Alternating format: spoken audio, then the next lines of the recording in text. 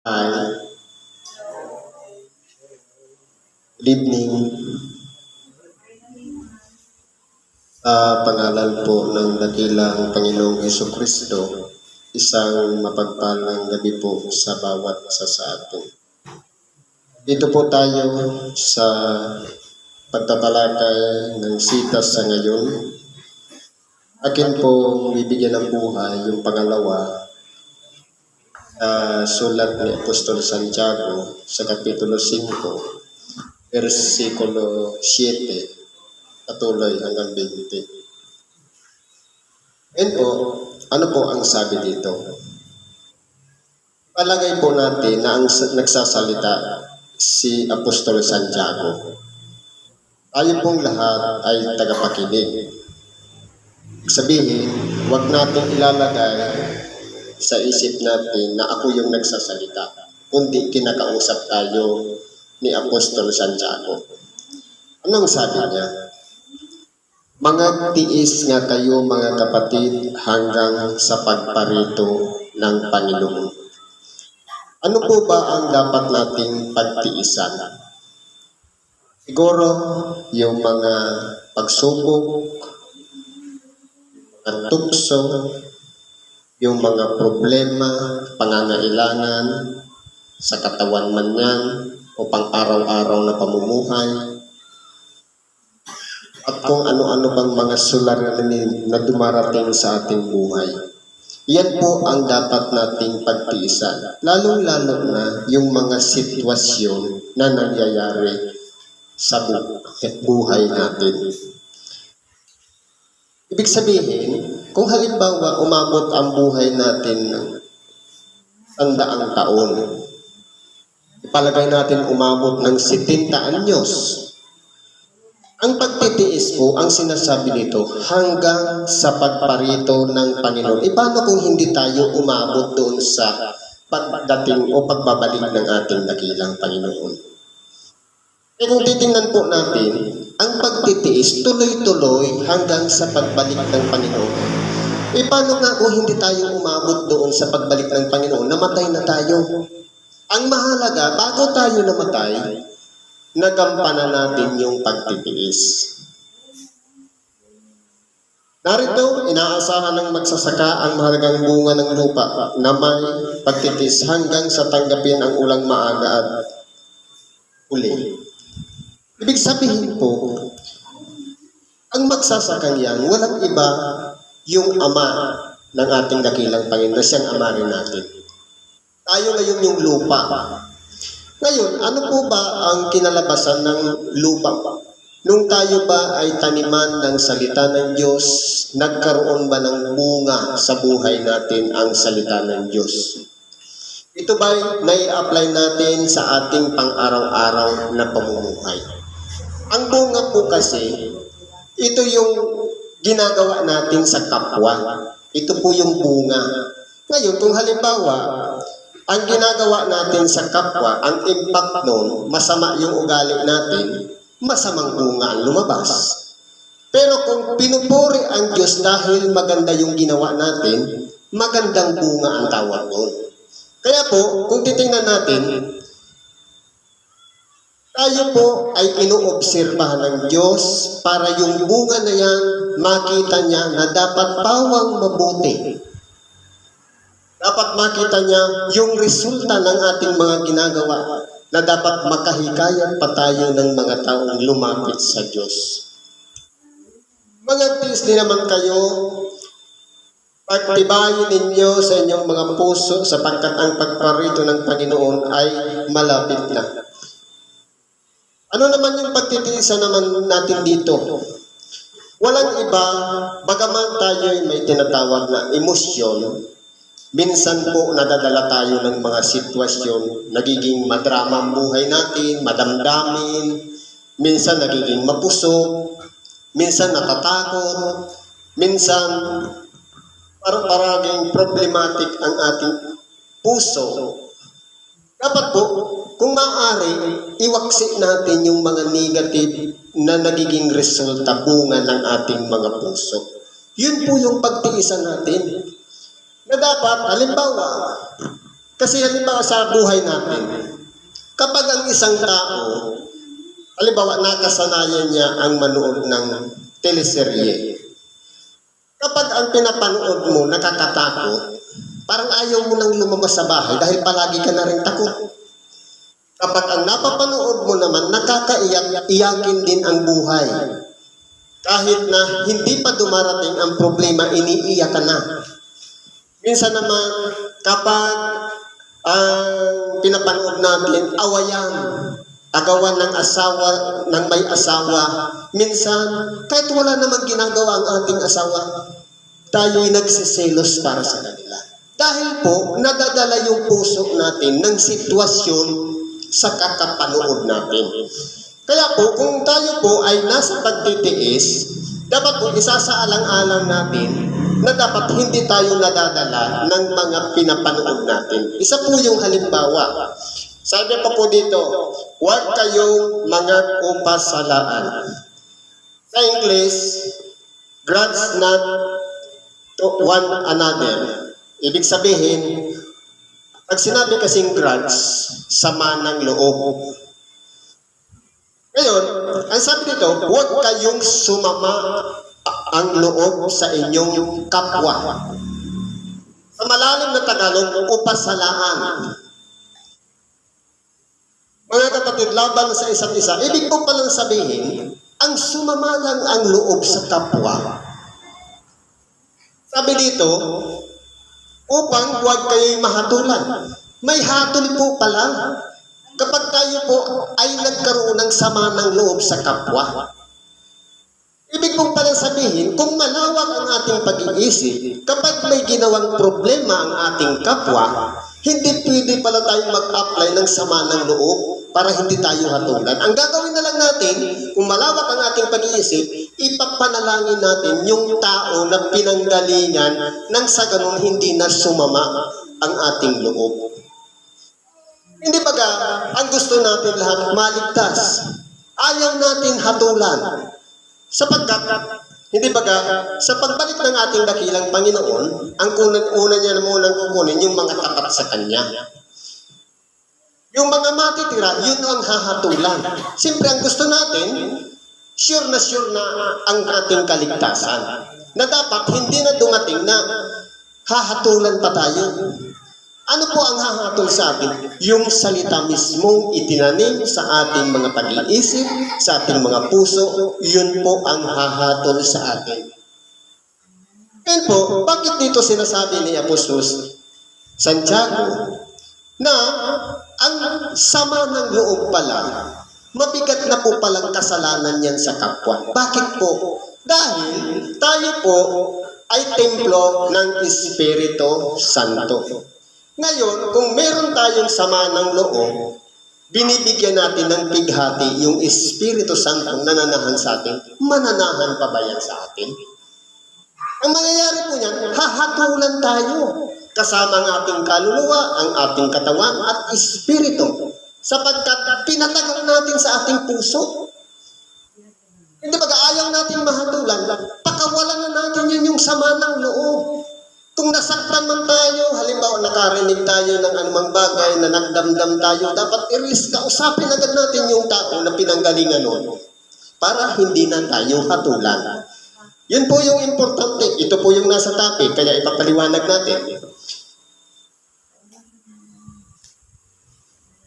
Narito, ang hukom ay nakatayo sa harapan ng mga pinto. Kunan ninyong halimbawa ng pagbabata at ng pagtitiis, mga kapatid, ang mga propeta na nagsalita sa pangalan ng Panginoon. Bakit ano po yung ginawa ng mga propeta? Ang mga propeta po, sila po ay tinatawag na tagakita o messenger of word of God o tagapagpahayag ng salita ng Diyos. Ang tungkulin po kasi ng messenger, ipahatid mo lang yung ebanghelyo, labas ka na kung yung taong pinagpahayagan mo, sabi nga, take it or leave it, wala ka ng pananagutan. Ang mahalaga, ginampanan natin yung tungkulin bilang tagapagpahayag. Kaya kung titingnan natin, napakaraming mga propeta ang nagpahayag noong unang panahon. Hindi tinanggap ng iba ang aral, ang iba naman tinanggap. Pero po, wala pong narinig sa mga propeta na yung mga hindi tumanggap, hinuhusgahan nila, kundi hinahayaan nila. Dahil minsan ang tao kasi iba-iba, minsan may madaling makakatch up, minsan may matigas ang puso, minsan may madamdamin, minsan nakikipag-argumento pa na mas magaling yung paliwanag niya kaysa doon sa paliwanag ng propeta. Nagmamarunong ba? Ngayon sabi, kung marinig inyo ang kanyang tinig, huwag papagmatigasin ang puso. Ibig sabihin, kahit anuman ang kalagayan na nagpapahayag, kung makikilala natin ang salita, yan ay mula sa Diyos, na parang binabagabag ang ating kaisipan, ang ating puso, at inuusig tayo ng ating bughi. Masama yan, kapatid, dapat hindi mo gawin yan. Ibig sabihin yan, ito na yung salita ng Diyos na tumatagos hanggang sa kalamnan, sa mga paghihiwalay ng buto, kasuan, pati yung pagitan ng kaluluwa at espiritu, natatagos po ng salita ng Diyos. Marahil ito na yung kumakatok sa atin, magbago ka na, kapatid. Kaya kung titingnan natin, dito po, yung pagtitiis, kasi po yung mga propeta noon, kahit hindi sila pinakinggan o pinakinggan man, binabaliwala nila. Hindi nila pinagsisiksikan na, dito ka na, kapatid, sumama ka na sa amin. Hindi. Mayroon tayong kalayaan pumili sapagkat mahirap na. Kung namili tayo ng kapwa, pagkatapos naman, hindi naman nagpatuloy. Sabi nga doon sa aralin kahapon, totoo, nagplano nga na magtayo ng isang muog. Naging isa ng mananampalataya. Pero hindi naman na ipatapos. Hindi nakarating sa hangganan na naging kasama sa paglilingkod, kundi umayaw agad. Dapat po hindi mangyari yung ganun. Ngayon po, yung binasa kanina ng ating kapatid, sabi, narito, tinatawag nating mapapalad ang nangagtitiis.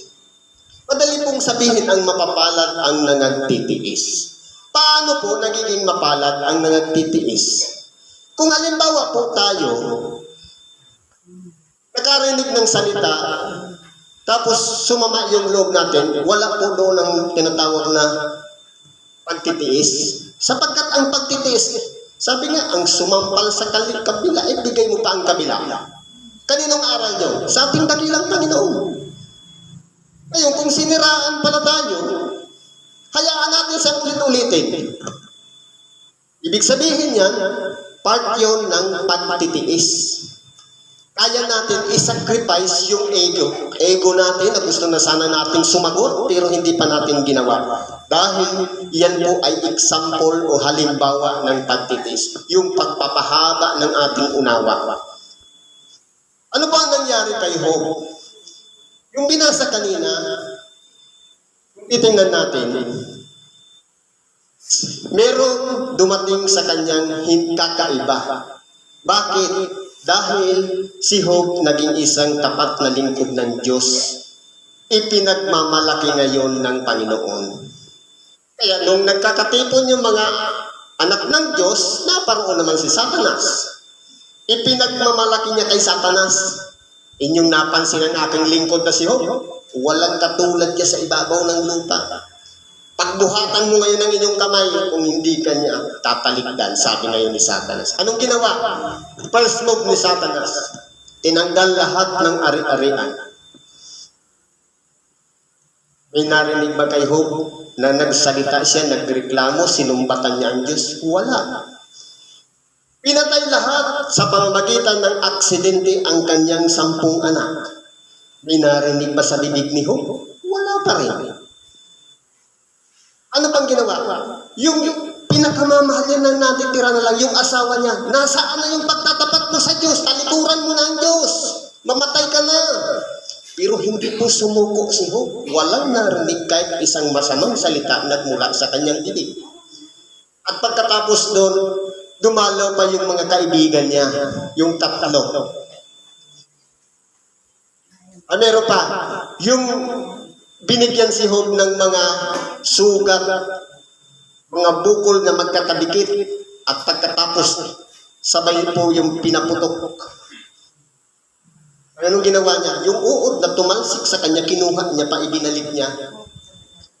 Ikaw ay aking laman. Kaya kung titingnan po natin, si Job, nag-ingat, nagtiis na hindi man lamang magsalita ng isang bagay na hindi niya pwedeng sambitin laban sa Diyos. Idagdag pa yung tatlo niyang kaibigan na parang sinulsulan pa siya, kinutya pa siya. Pero dahil sa pagtitiis ni Job, lumipas ang panahon dahil nagtagumpay siya, sumuko yung examiner niya sa makatuwid bagay si Satanas. Kaya ang ginawa ng Diyos, lahat ng ari-arian niya ibinalik. Yung 10 niyang anak ibinalik. Pati yung malusog niyang katawan at nabuhay pa siya ng mas mahabang panahon. Pati yung pakikitungo ng asawa rin sa kanya, naging mabuti rin. Kaya iniwan na siya ng mga kaibigan niya. Kaya kung titingnan po natin, ang pagtitiis po kasi, isa pong bagay na kinakailangan nating gawin sa sarili natin. Kapag minura tayo, hindi tayo sumagot kahit anumang masamang salita, ang tawag doon, pagtitiis. Kapag siniraan tayo ng puri, hayaan nating i-duplicate niya pa yun, ulitin pa yung tatluhin niya pa, kahit 10 ulit niya pang gawin. Pagtitiis yun kung hindi tayo sumagot. Pero kung kasi tayo marupok, ang tao minsan pag minura, hagis din. Ngayon, paano kung halimbawa, nakarinig tayo ng masamang salita? Ipalagay natin ang sitwasyon, yung masama na yun, pinukulan tayo ng tae. Ngayon, nasalo natin, nasaktan tayo. Ang tanong, bibitawan ba natin yun o hahawakan pa natin yun? Ang gagawin natin, bitawan natin yung maghugas tayo ngayon ng kamay sapagkat mabaho ngayon. Ibig sabihin, kapag pinukul tayo ng masama mula sa ating kapwa, huwag nating papansinin yung ipinukul. Kundi maglinis tayo ng kalooban, ipanalangin natin yung ating kapwa. Yun po yung importante sa buhay natin. Ano pang sabi dito?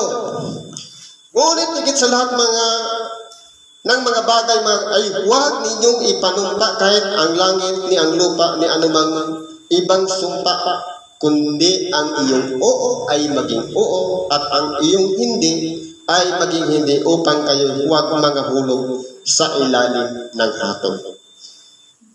Ito naman po ay para sa commitment. Kung meron tayong kausap, halimbawa, tumanggap tayo ng bautismo, nangako tayo sa Diyos na maglilingkod, labas po yung ating kapwa. Dahil tayo po yung nakipag-commit mismo sa Diyos. Mas mapalad kung dahil sa commitment na yon, nakahikayat pa tayo ng iba na nag-commit din sa Diyos. Hindi ba maganda yun? Kumbaga, naka-impluensya tayo ng mabuti sa kapwa. Pero sa panunumpa po, dapat, tama na yung magsalita tayo, oo. Kung sumasang-ayon tayo. Kung hindi tayo sumasang-ayon, pwedeng sumabi kang hindi. Huwag nang dadagdagan pa. Nasaksi ko, ika nga si ganito, si ganyan. Dahil lahat ng yan ay mapupunta na tayo sa kahatulan. Sabi po dito, nagbabatabaga ang sino man sa inyo. Tayo ba'y merong ginagawa sa ating mga sarili? Ano po yan? Halimbawa, ayuno. Ang ayuno ay isang bahagi ng pagbabata. Halimbawa, minsan hindi natin nagagampanan yung pag-ayuno. Marahil, kinakailangan nating manalangin kahit hindi oras ng ayuno. Halimbawa, ang pagbabata natin ginagawa na hindi man lamang tayo makapagsalita ng masama sa kapwa.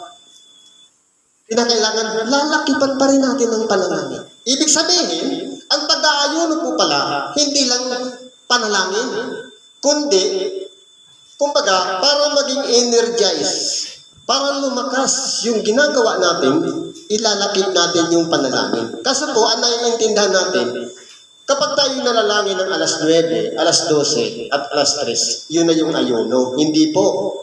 Ang sinasabing ayuno, yung pagpipigil ng 5 senses ng ating katawan.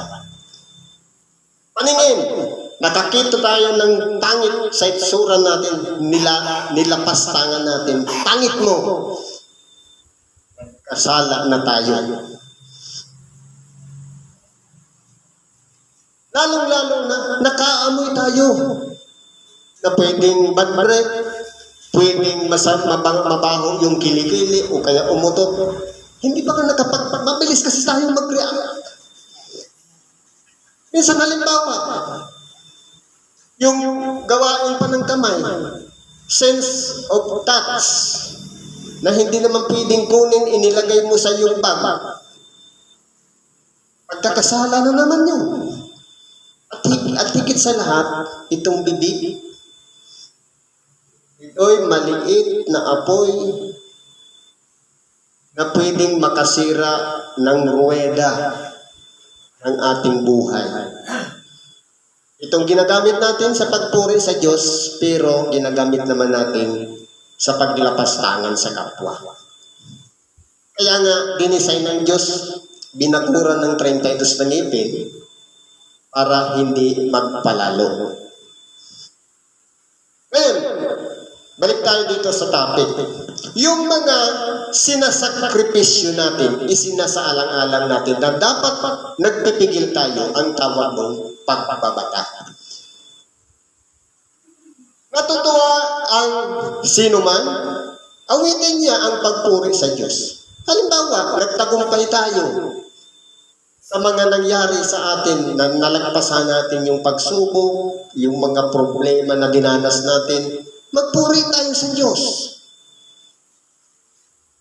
Kinakailangan may aksyon, may reaksyon sa bawat aksyon.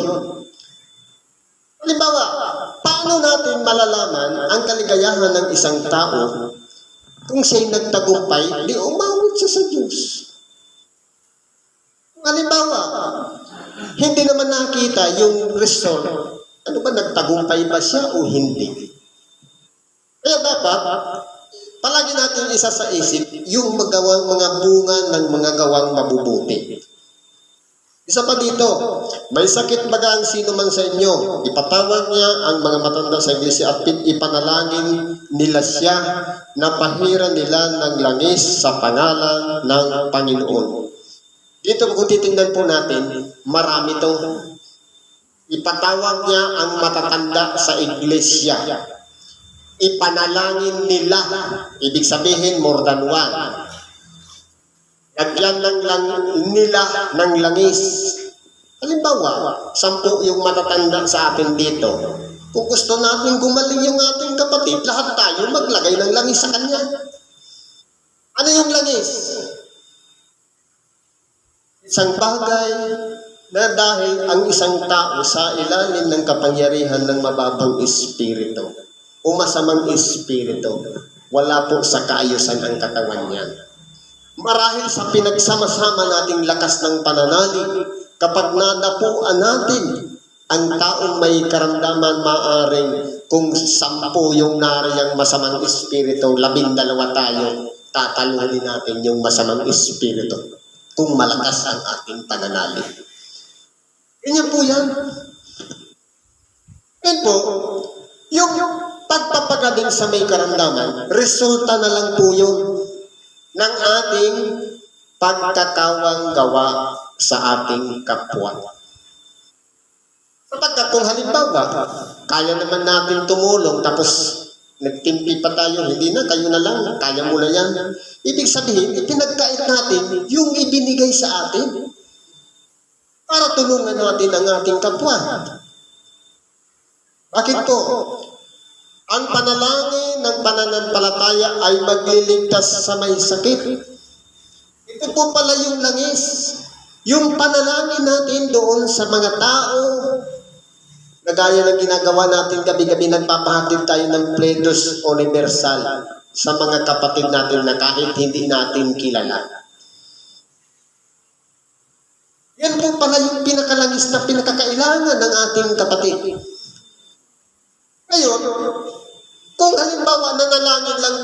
memorize yung panalangin. Wala namang pananampalataya, useless. Kundi, sabi nga, ni Apostol Santiago rin, sige, sa pamamagitan ng aking mga gawa, ipapakita ko ngayon ang aking pananampalataya. Kaya po, kahit malakas ang ating pananalig, pero walang aksyon, wala tayong ginawang move para tulungan ang ating kapwa, ibig sabihin, useless po pala ang pananampalataya na yan. Kinakailangan, merong kalakip na gawa. Halimbawa, sige, magpakabusog ka, hindi mo naman binigyan ng pambili ng bigas para isain, useless pa rin. Yun ang halimbawa ni Apostol Santiago. Ang importante po kasi dito, yung pananalangin na ginagawa natin, kalakip ng pananampalataya, ililigtas natin ngayon yung may sakit sa pagdurusa, sa kahirapan. Iba po kasi ang pakiramdam ng isang taong may sakit.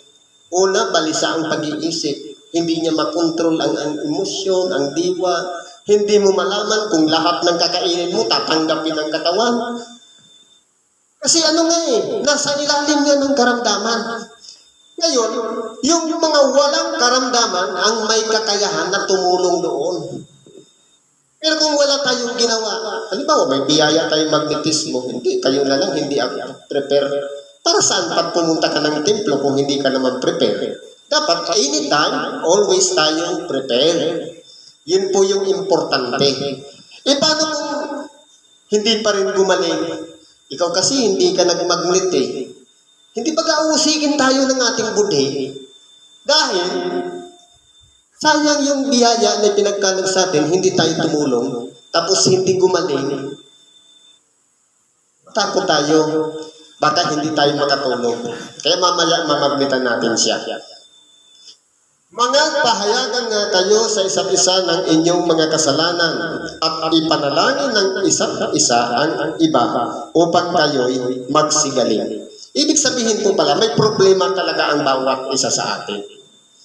Lahat tayo ay hindi magagaling.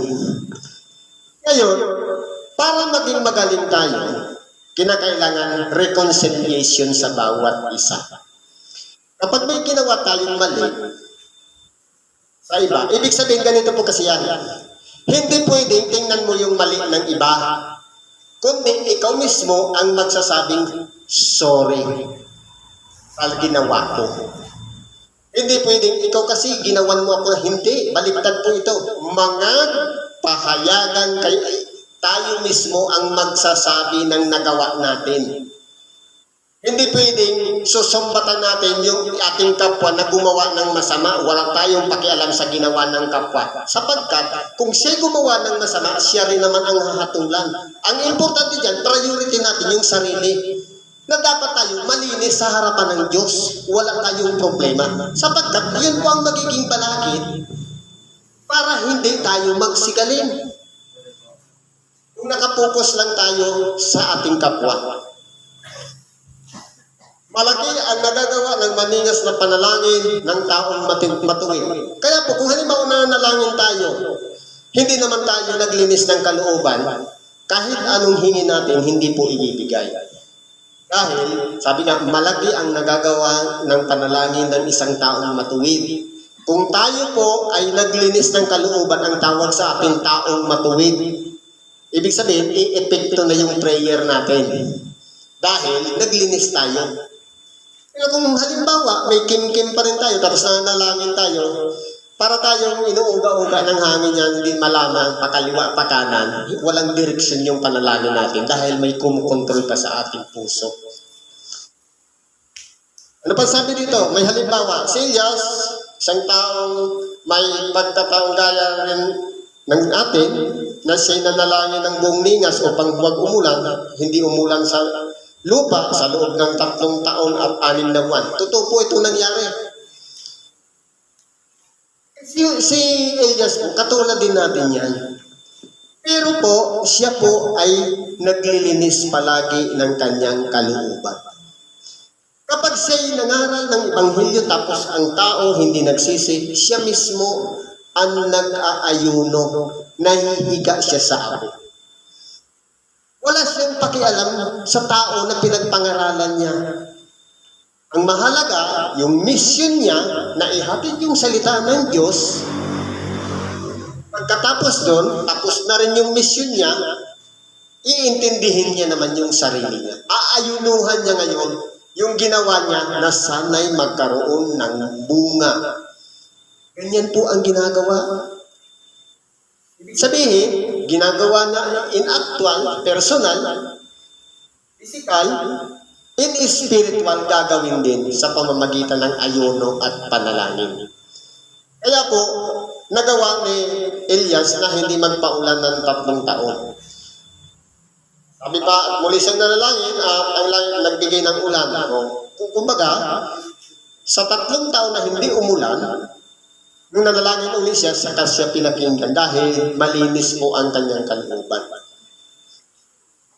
Ngayon po, ito po ang pinakamaganda.